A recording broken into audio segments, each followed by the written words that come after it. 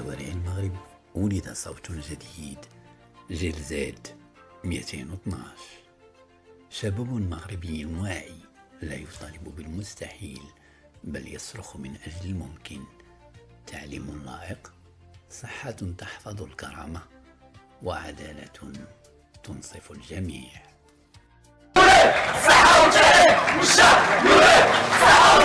الشعب يريد الصحة، يريد التعليم. الناس كتكلم على الصحة وكتكلم على التعليم. الصحة والتعليم راه ما فيهم ما يتشاف، وبالتالي خصهم يتصلحوا.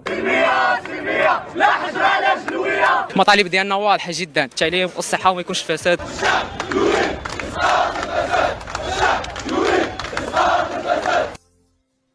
جيل زد 212 هو جيل رقمي بامتياز، نشأ وتكون وعيه داخل الفضاءات الافتراضية.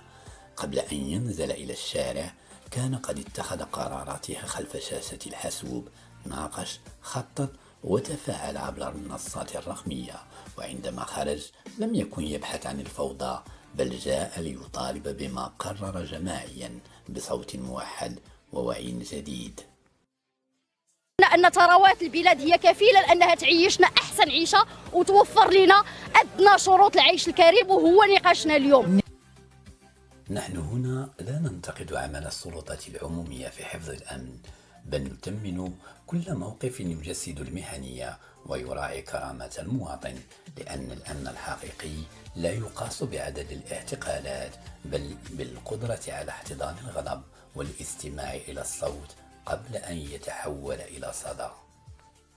وعلى حقنا كيمنعونا. كاين القمع، ما كاينش حرية ديال التعبير، بنادم ماشي يقمعك وماشي يخليكش تهضر، حشومة صح. حيت اي واحد من حقه انه يهضر على الحق ديالو. كيخليوناش نهضروا حنا، يلاه كنحاولوا غير نهضروا، جايين باش نهضروا، ما نديروا لا شاغب لا والو، كيقمعونا. انا دابا باش نهضر معاك على المضايقات دابا والاستفزازات. جيل زد 212 هو فرصة، هو دعوة للحوار، هو بداية إصلاح. فلنستمع إليهم لا لنرضيهم فقط، بل لنعيد بناء الثقة ونثبت أن المغرب يتسع للجميع مهما اختلفت الأصوات.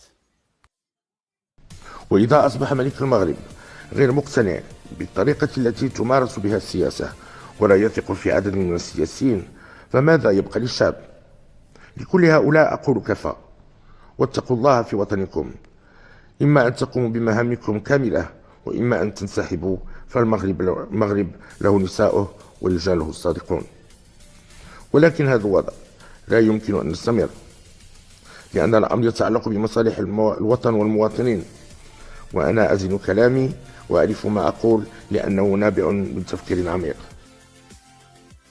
وبشعارنا الخالد الله الوطن الملك، ندرك أن الوطن لا يبنى بالصدام بل بالحوار، ولا يحمى بالقوة فقط بل بالحكمة والعدل.